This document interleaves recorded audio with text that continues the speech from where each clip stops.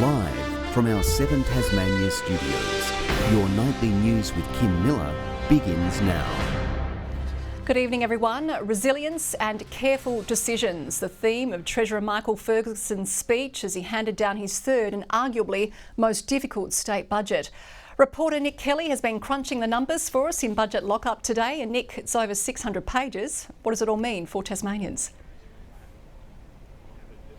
Well, there's plenty of red, Kim, as debt and deficit piles up, but there is cost of living relief for struggling families, including electricity concessions. Balancing the books has not been easy this year as the government tries to pay for more than $1 billion of election commitments, and with pandemic-era spending still weighing down the balance sheet. A course back to surplus has been charted in 5 years, but there are questions tonight about whether or not that is achievable. 2.5 months into the financial year, the budget is finally locked in, 4 months late due to the election. And despite calls for austerity, the purse strings have certainly not been pulled tight. This is the budget that Tasmania needs in these times. Of the $9.7 billion budget, a third is being spent on health and a quarter on education. We need to continue to invest in key areas of priority at the cost of living, health and housing, but also infrastructure. There's a $5.1 billion infrastructure spend over 4 years, $1.1 billion this budget. Half of that is for roads and bridges, $155 million for hospitals and $114 million for schools. There's an extra $5 million for remediation works at Macquarie Point on top of $45 million in planned funding this year, but nothing for TT Line, including temporary upgrades to Berth 1. That cost is yet to be locked in. $140 million extra for police will help add 60 new officers, improve the police academy and deliver more body-worn cameras.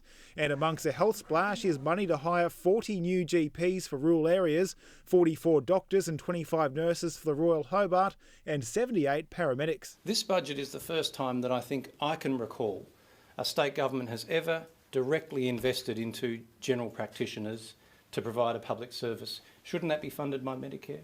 There's been significant challenges balancing the books, battling a $400 million reduction in GST revenue and $1.1 billion to pay compensation and implement recommendations from the Commission of Inquiry. Meanwhile, we're concerned about a flatlining national economy, and we do not want to see Tasmania suffer because of national economic mismanagement. The budget deficit grows to $1.2 billion. This will see state debt exceed $5 billion this year and $8.5 billion in 4 years' time. By the end of the financial year, the state will owe $19,500 for every Tasmanian, but the government insists we'd be worse off in the long run without the continued borrowing. A slash and burn budget will not be good for Tasmanians. We need to keep people employed. We need to keep the economy going. Part of the solution is $300 million in forced savings from government departments, hoping to be back in the black by 2029, assuming there are no unforeseen circumstances. We could have balanced and thrown surpluses much sooner. But the disruption to services and the wider economy, we felt the price would not be worth it. Nick Kelly, 7 Tasmania News. Unions and peak bodies have voiced their concerns, with some calling Michael Ferguson a failure and the worst treasurer we've ever had. Health and education sectors are worried for their staff and the future as the efficiency dividends continue to bite. A budget for the people of Tasmania. That's the government's major selling point, but not everyone is on side. This budget should be rated R for graphic content and horror scenes. The budget commits more than $550 million to ease cost of living pressures, including cutting out stamp duty for first home buyers and delivering energy bill support, all while on a pathway to surplus in a bid to diminish the debt. Tasmanians who are in need of government services will find no hope in this budget. But there are multiple voices claiming Tasmanians are being ignored in the budget. That will just mean that Tasmanians are going to miss out on the services that they really need and that they really deserve. We saw very little investment in people in this budget, and that's a real concern for Tasmanians. No new or increased taxes on the books. That is despite advice from one of Australia's leading economists, Saul Eslake, who encouraged the government to consider it in a bid to improve state coffers. The whole world is in debt now after COVID, so it's the pathway that we're focused on. In health, there is no love lost for the Treasurer. We're seeing that he's a failure of a Treasurer, and this budget is totally unacceptable. Despite record investment, the health unions are angry efficiency dividends, that is cost savings, are still tracking along. Unless they invest in the wages and conditions of working people within our public sector, we will continue to have people leave and have service failures that are directly at Michael Ferguson's feet. In a sector already plagued with sickness, there's a warning for its future. If we don't fund the needs for the health service going forward, we're going to end up rolling from one crisis to another. Despite a so-called school building blitz, the Education Union is disappointed recruitment and retention of staff hasn't been made a feature. To call it a new program and to still be maintaining the same level of infrastructure in schools is insulting to our staff.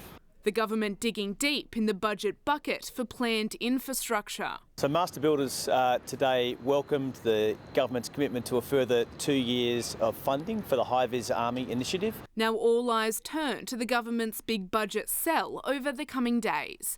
Lily Thompson, 7 Tasmania News. So let's bring in Treasurer Michael Ferguson now. Treasurer, thanks for joining us. Now, are you the worst Treasurer we've ever had? We've got a budget to meet our times. There's a lot of inflation that's persisting in the national economy. There's a pressure on our GST, and we're delivering what we promised at the election. And this budget contains significant new spending in health, education and housing. And I listened to what some of your commentators have had to say just earlier. I recognise that we can't please everybody, but we are managing and charting a course back to surplus over a longer period of time, because we want to help Tasmanians weather this inflation storm, this cost of living storm. And, the budget demonstrates our ability to do that and get that balance right. Some of that you're throwing there on the federal government. Now, we are, though, facing a record debt. You are still spending. Are you treating our finances like it's some kind of afterpay and it's for the next generation that will have to pay this off, Treasurer? I think that makes the point that the unions and the Labor Party are so wrong about this. We're actually spending more. We're doing it because we want to deliver better services. We recognise that there's a cost. Of course, importantly, responding to the Commission of Inquiry and civil liabilities that we've recognised, that's over $1 billion impact on public finances. But we also want to help Tasmanians get through this cost of living challenge. Meanwhile, we're going to continue with our infrastructure pipeline. Some people have told us to drop it. We're not prepared to do that. We need to continue, not just for industry support, protecting jobs, but also building that productive infrastructure that our state will need, does need in future, and it will allow our economy to continue to do well and keep Tasmania positioned strongly for the future. Again, as you say there, that we're looking at spending, but of course respected economist, Saul Eslake has said that we need new or expanded taxes or we risk falling off an economic cliff. Why aren't you committing to new taxes or raising more revenue? Well, people who respect each other can disagree. I respect Mr. Eslake, but we don't agree on the revenue front. The budget shows that we are seeing increased revenues over time, and maintaining and managing our expenditure growth is an important strategy. Charting that course back to a sensible time frame for surplus will enable us to protect our economy. We've worked hard.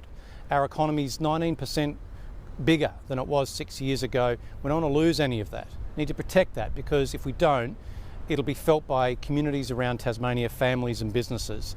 But Mr. Eslake and myself and the government, we do agree on a lot. We'll be responding more fully to his report in the course of time. But meanwhile, we're about protecting our economy, supporting our families and businesses with big cost of living pressures, and really intervening directly in the kinds of fees and charges that they pay, half-price bus fares, stamping out stamp duty for first home buyers, supporting pensioners and people on low and fixed incomes with more support, whether it's through their council rates, their power bills, or with other supports that are important and relevant to them. We're doing everything we can to support our community. That's what they voted for, and that's what we're delivering. Speaking of the community there, Treasurer, just one thing before we go, that many Tasmanians tonight aren't thinking long term. They're not looking at the big picture budget. They're dealing with the storm damage and, of course, that clean-up bill. Are you in a position tonight to perhaps share with us how much the storms will cost the state government? The storms have affected a lot of our communities, and something like more than 20% of our electricity network's been affected, and we've seen flood damage, storm damage, and of course those power outages which have caused spoil and losses. We've actually already provided more than $4.5 million of direct support to families and communities right around Tasmania. I expect that to continue to grow, and thankfully we have a sensible agreement with the Australian government to cost share that. So we hope over time those costs can be supported here in Tassie, but for now it's approximately $4.5 million.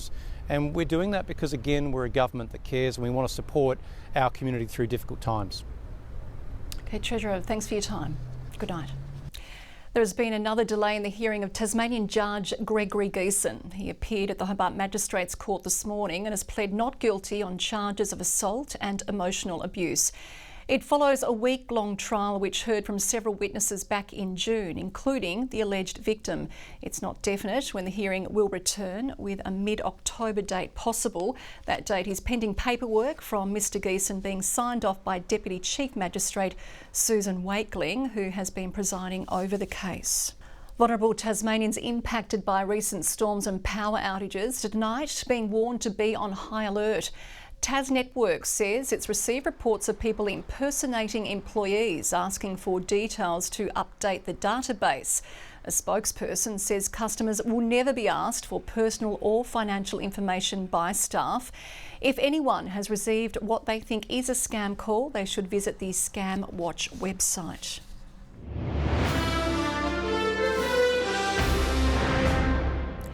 Fire authorities are warning there's a strong likelihood bushfires will impact Tasmanian communities this summer. They say their preparations are on track and are now calling on the community to do the same. Gale force winds, blizzards, storms and floods. In the past few weeks, Tasmania has seen it all. But the focus for authorities today was fires. A normal fire season sounds relatively benign, but it does mean that fires will impact on communities. That means the state can expect up to 4 potentially damaging bushfires this upcoming season and 3 to 4 days of total fire bans. But before the heat hits, the Weather Bureau is predicting spring rain, particularly for the east coast. We'll probably see a few reasonable rain events about the eastern half of the state, with lots of dry in between. And while it might be calm now, fuel reduction programs are already underway across Tasmania to prepare the land when conditions allow. It's really dependent on whether weather allows us to undertake burning. At the moment, it looks like we may be able to get a start in the next week or so on the northwest coast. With the last bushfire season a good learning curve as authorities equip themselves to face any upcoming threats head on. Using people that live and farm and work within those communities to make sure we're fully aware of what their concerns are. For households, reviewing your bushfire safety plan is the advice for now. Ruby Cairns, 7 Tasmania News. Activists have gathered outside the Seafood Directions Conference in Hobart, protesting plans to expand fish farms into Bass Strait. A 3-year research trial could mean Tasmanian fish farms will be placed in Commonwealth waters for the first time, and it's raising ecological concerns for activists. Science that has been done on Bass Strait already, which does show that flushing can take up to 180 days. When you have waste sitting in that area for that long, we know that there's going to be ecological impacts. If it's going to happen at all, animals like the shy albatross, which are found in the Bass Strait, must be considered by these companies, and there must be a controlled action. The Bob Brown Foundation says it's up to the Federal Environment Minister to categorise any fish aquaculture in Bass Strait as controlled action. Some well-known Tasmanian eye personalities are using their platforms to call for an end to taxpayer funding of greyhound racing. They're claiming the government shouldn't ignore those who want public funding for the industry to be stopped. Still bearing the scars from her racing career, Gracie May, the Greyhound, is one of many that's fallen victim to the industry. Cruelty that we've just seen time and time again. You know, we do not need to make animals run and place money on it for fun. Prompting more calls from animal welfare advocates, with local personalities now joining the fight, calling to end funding to the sector. You know, a dog is a man's best friend. That's what dogs are supposed to be to us. State government funding for the racing industry coming around to $30 million a year. Our taxpayers' dollars, our money, our hard-earned money that we slog away for, that we're actually funding this cruelty. A petition calling to abolish public funding has been put forward to Parliament, with campaigners claiming there is strong community opposition to the industry. According to a poll conducted last year, nearly 80% of Tasmanians surveyed say the money should be invested elsewhere. They're not directing the government to stop using someone else's money, they're asking the government to stop using their money. The Coalition for the Protection of Greyhounds claims in the last 2 years, 6 greyhounds have been killed on Tasmanian tracks and hundreds more have been seriously injured. Tas Racing says it's committed to improving the welfare of greyhounds and is investing in adoption programs for dogs post-racing, as well as helping to subsidise some medical expenses for rescue animals. Rebecca Gaidaneris, 7 Tasmania News. Tasmania's best business brains will visit Launceston next week to present a workshop to small businesses. It will examine trends in customer service and marketing, with Northern Tasmania's small business sector a major source of employment and economic activity. This business workshop is going to be really beneficial for people who are starting businesses, who have already got established businesses or are looking to grow their business. The economy across the country is suffering and we're not immune to that. I think we keep kicking above our weight, but like everything, it's a challenge out there at this particular time of the year. The workshop gets underway at Macquarie House next Tuesday evening. A Georgetown man has completed a ride of more than 200 kilometres to raise awareness around mental health and to honour a fallen friend. Steve Moore lost his mate, his supermarket colleague Ben, to suicide earlier this year. On Are You OK Day, Steve Moore set off from Georgetown to undertake the gruelling challenge. While not a cyclist, Steve wanted to honour his work colleague Ben while raising much-needed funds for mental health. Joining him at Scottsdale for the leg through Lilydale and on to Mowbray was champion cyclist Richie Port. Steve's obviously not a cyclist, so to throw himself into a 200 kilometre challenge like this, it's really tipped my cap to him. Steve admitting he found some of the hills on the route around Lilydale a bit of a challenge. It's been tough. Like, that's what the whole challenge was about to make it as tough as possible, to go through every emotion, and I definitely have gone through that. A round of applause from work colleagues at Woolworths Mowbray, encouraging Steve and Richie as they rode into town.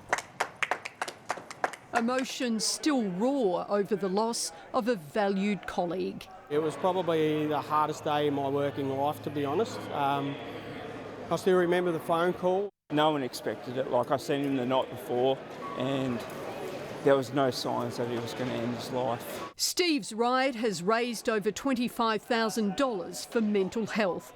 While in Kingston, the Bachelor Group unveiled a new initiative in their ongoing support for mental health awareness, painting 2 of their trucks in bright colours to raise awareness. By sporting the colours and the logo, it's a prompt for people to feel that they can bring up any issues they may be having. Keeping the lines of communication open while saving lives. Melinda Ogden, 7 Tasmania News. And if you or someone you know needs help, Lifeline is always there on 13 11 14.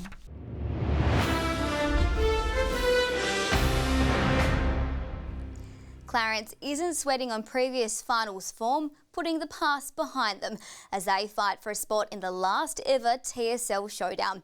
The only thing standing in their way of a shot at premiership glory, a Lauderdale outfit raring to go.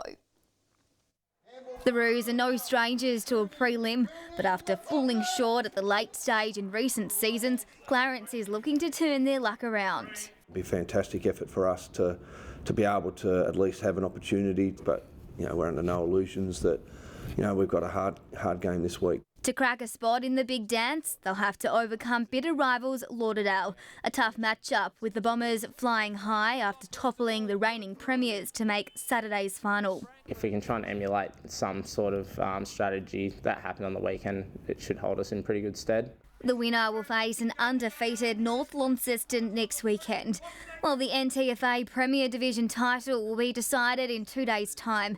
South Launceston and Longford do battle in the seniors. We've set ourselves up from day one to play out here on the last day, so that's coming very soon. It's been a tough couple of weeks, but we've got through, and just a huge weight off the shoulders to finally make it. And it's a grand final replay in the women's. Our Wells looking to go back-to-back and keep the Parrots at bay. We are up for the challenge. It's going to be a tough contest. Our team is really peaking at the right time. We know what we're going into now. We're used to it. It definitely helps having that background.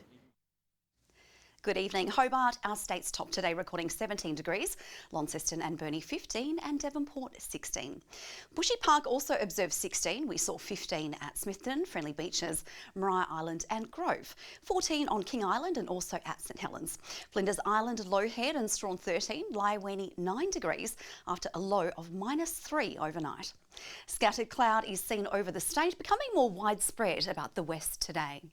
Areas of cloud were seen throughout the eastern half of New South Wales and southeastern Queensland as a band of cloud approached the west of Tasmania and Victoria. Tomorrow, a cold front will move over the state as a ridge of high pressure lies over southeastern states. West to southwesterly winds reaching up to 30 knots about the south, far northwest and east of Flinders Island at times. West to southwesterly swells increasing up to 5 metres. We have a strong wind warning for waters between Tasman Island to Low Rocky Point and also for the far northwest coast and east of Flinders Island. Plenty of showers in the south tomorrow as we see out the working week. Hobart, Huonville and Campania all 14 degrees. Showers also in Launceston 16, a shower or two for Devonport and Georgetown. They're expecting 15. Showery conditions also in the west, Burnie 14, 13 the high for Strawn and 15 for Wynyard. Increasing showers in St Helens tomorrow, 16, much the same for Swansea and Port Arthur with 15 there. Forecast now for Saturday, another cool day with just 13 the state's high. Showers forecast, although less likely about the north. They'll contract to the east in the evening with hail and snow falling to 200 metres in the south. A patchy morning frost to kick off Sunday, followed by light showers about the west and far south with snow to 700 metres in the southwest. Monday, showers about the west, far south and Bass Strait Islands. It will be mostly fine elsewhere. To our national forecast now for tomorrow. 18 in Canberra with a morning frost, fine in Perth 27, 19 and partly cloudy in Sydney. Hobart, Launceston and Devonport, all leaks 11 right now. It is, of course, Are You OK Day, a timely reminder to reach out, not just today, Kim, but indeed every day. Very good point. Thank you very much, Kaya. That is all your news for now. I'll be back later with updates. Thanks for joining us. Good night.